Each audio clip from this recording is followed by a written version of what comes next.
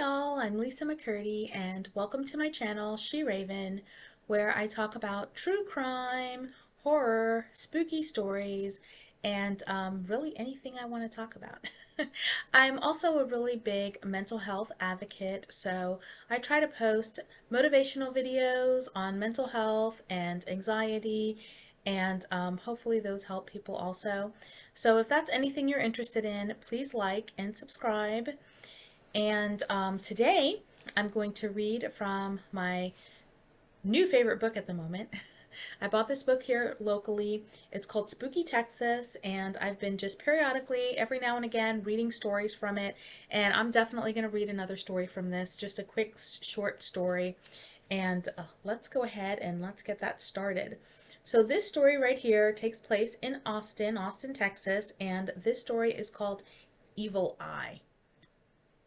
And if you don't know what an evil eye is, it's, I don't want to say it's a superstition. It's like a little pendant. It's like an eye, and people say that it's supposed to reflect evil from anyone who is looking at you, and they're looking at you with bad intentions, evilness, anything like that. And it's supposed to go to the evil eye and reflect right back at them and like look at them. So a lot of times you'll see women wearing it. Actually, it's a very popular jewelry piece. They'll wear it in their bracelets, they'll wear it on necklaces, they'll wear it on rings, just things of that nature. I one time saw my my doctor wearing one, and I just thought that was the funniest thing, because I thought, oh yeah, as a doctor, you definitely need to be wearing one.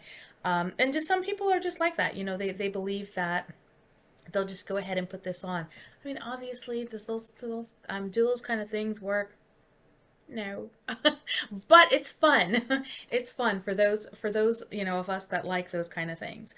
But anyways, this particular story from this book that I bought locally here in Texas, Spooky Texas, Tales of Hauntings, Strange Happenings, and Other Local Lore. So it just goes through the different cities in Texas and stuff like that, and if there's any folk tales and things that are kind of spooky, it's in this book, and I really just like it. I think it's really fun. I think the only thing is I just need to have like candlelight and like reading it, and just ooh, just reminds me of all those fun days. But this one is called Evil Eye, and it takes place in Austin. We knew Lola was bad news as soon as Carlos brought her home to meet the family. But how do you tell a fellow so in love that he'd met the wrong one? I was his favorite sister, and even I couldn't tell him the truth. He was blindsided by Lola, who was a stunning beauty with her black hair and pouty red lips and perfect figure. But she was also mean and self-centered and selfish, and the family saw less and less of Carlos as he saw more and more of Lola. I asked my friends about Lola, and me asking made them uneasy. She was said to possess the evil eye and curse those who crossed her, and her curses would come true.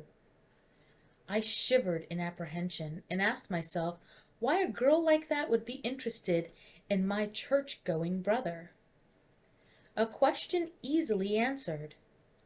Carlos was a top-notch attorney making a very good living, and Lola was after his money. What Lola didn't know was that Carlos was a thrifty man who saved every penny he could for his retirement. She thought he'd spent his hard-won cash on her, but Carlos was a saver, not a spender. He'd break his back helping to build a new church with his own two hands before he'd put a penny in the offering plate. Lola kept asking him to take her to fancy concerts and parties and buy her this and that.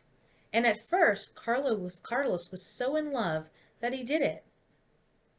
But after a while, he turned stubborn and insisted they go to local dances, which were a lot of fun and a lot less expensive, and that they see the latest picture show at the movie house rather than drive into the big city for an opera or a play.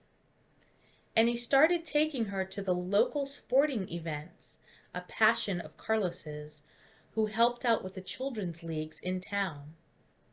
That was the last straw for Lola. Walking across a grass and dirt baseball field in high heels was not her style. She broke up with Carlos then and there and shouted out a curse as she stalked across the parking lot, saying that Carlos would suffer badly because he hadn't treated her right and that he'd never walk straight again. Carlos laughed and ignored her. The whole family was happy about the breakup, though we were careful not to show it. Good riddance to bad rubbish was the general consent. Carlos took the whole breakup surprisingly well.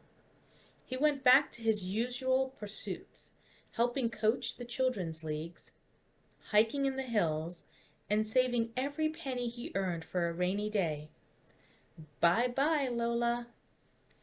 2 days after the breakup, as we were walking out of church after Saturday night mass, Carlos gave a sudden great gasp between one step and the next, and he cannoned into Papa. Papa grabbed him and supported him as he sank to the ground in terrible pain. Carlos clutched at his knee, tears of pain streaming down his rugged cheeks. None of us had ever seen tough Carlos cry, and it scared us badly. The whole family surrounded him, crying and panicking. I ran inside to call the priest, who came running out of the church and told us to take him to the hospital right away. Carlos couldn't put any weight on the leg, which was rapidly swelling, so a couple of the lads carried him to the car, and we drove him to the local hospital. The doctor said he had a severe tear in two of his knee ligaments. He'd asked if he had taken a fall or been knocked in the knee during a football game, but neither had happened. Carlos had just heard a popping sound as he stepped forward and had stumbled into Papa, in sudden terrible pain. We were all puzzled. How had Carlos managed to injure himself walking down the smooth walkway in front of the church? No one said anything about Lola and her curse, but we were all thinking the same thing. Carlos was on crutches, of course, so Mama insisted that he stay with them until his knee was better. Meantime, Papa and a bunch of his cousins went over to Carlos's house and started looking around. Sure enough, they found a place near the garage where the dirt was freshly turned over. Buried there was a little wax doll with a picture of Carlos's face on the front and Lola's on the back. 3 huge thorns were thrust into one knee. Grim-faced, Papa brought the doll back to the house and showed it to my brother. Carlos shook his head sternly and said, "Take out the thorns." "We should get someone else to do it," Mama said nervously, crossing herself in fear. But Carlos insisted, so Papa took out the thorns one by one. When the last thorn came out, Carlos gave a sigh of relief. He stood up straight, putting his full weight on both knees, and threw the crutches aside. His knee was completely healed. We insisted he go back to the hospital for another x-ray to make sure. When the x-ray came out clean, the doctor who'd seen him just a few hours before was completely baffled and declared this a miracle. We had better get the curandero, I hope I said that right, to talk to Lola, Mama said fretfully when we got back from the hospital. There's no telling what else she might do. I'm sure she's found someone else by now, Carlos said comfortingly. But he willingly accepted the special charm Mama obtained from the curandero the next day to ward off the evil eye. And he always wore it on a chain around his neck. A month passed without any sign of Lola or an unexplained injury to Carlos. Either the charm was working or Lola had truly forgotten him. Gradually, everyone relaxed. though Carlos still made it a habit to walk around outside his house at least once a day, keeping an eye out for disturbed soil. Then came Carlos's birthday celebration. The whole family went out to a fancy restaurant in town to celebrate, and cousin Ada bought a very pretty friend of hers who was visiting from out of town. Maria was sweet and pretty and selfless, as Lola was not, and she loved hiking and coached her niece's soccer team in her hometown. We all thought she was perfect for Carlos, and he must have come to the same conclusion because he stayed by her the whole evening, talking, laughing, and comparing notes on their favorite hikes around the region. It was almost 9 o'clock when Lola came into the restaurant with one of her friends. I noticed her right away, but Carlos was too taken up with Maria and his birthday cake to see her. Lola's face flushed bright red with rage, and I saw her clutch at her handbag and speak softly to her friend. Then Lola made her way towards the ladies' room. I jumped up from my seat and followed her. I entered the restroom just in time to see Lola thrusting a pin into the center of a little wax doll she had kept in her handbag. Outside in the restaurant, I heard sudden screams from my family, and without a second thought, I leapt across the little room with its 2 sinks and 2 stalls and pulled the doll out of Lola's hand. Grabbing hold of the pin, I pulled it out, hoping I was in time. Then I turned in fury upon Lola.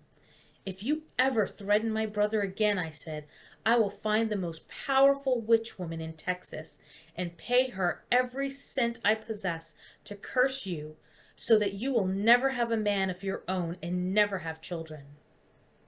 At that moment, I felt as if I were 10 feet tall and shining with righteousness.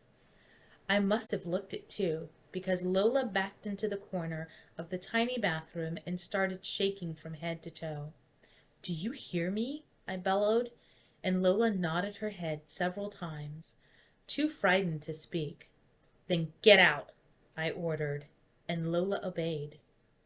I followed her and watched her scuttle right past her friend who was sitting at the bar, and out the front door of the restaurant. Her friend followed anxiously after her, barely remembering to throw money on the bar to pay for her drink. I waited until I was sure they were gone, then made my way anxiously back to the birthday celebration. I found everyone pale and anxious, clustered around Carlos, who was loudly proclaiming he was fine. Just a little pain in the chest, but it was already gone. I noticed that he had his head pillowed on Maria's lap and seemed to be thriving on her worried attention. So that was all right. I motioned my father aside, gave him the wax doll, and told him what happened. He nodded and made his way immediately out of the restaurant to take the doll to the curandero. This time we were leaving nothing to chance. The curandero put so many protections around Carlos that the devil himself couldn't touch him, let alone Lola. After that evening, we were no longer worried about Lola. Instead, we rejoiced in Carlos's courtship of the beautiful Maria, who would someday be my sister. A few days before Carlos's wedding, a friend of a friend confided in me, unknowingly, that Lola had moved away for good. According to the friend, Lola was scared to death of the sister of her ex-boyfriend who had threatened her with terrible curses. I nodded sympathetically, hiding a smile, and then I went to help Maria write thank you notes for all the lovely wedding gifts that were arriving each day in the mail. The end. Now I hope I said that word right. I think it's curandero, which is basically, I guess, maybe a witch doctor or something. I would assume it would be, because if she put the curse and they wanted to go see this curandero, I would assume that meant to remove this curse or something. But that was a good story. Yeah, definitely a good story. I don't know that much about, those Mexican folklore tales like that, so that was pretty interesting. Okay, well, I'm gonna wrap it up. I'm not gonna talk too long. Wrap this one up, and I will see you guys next time. Bye.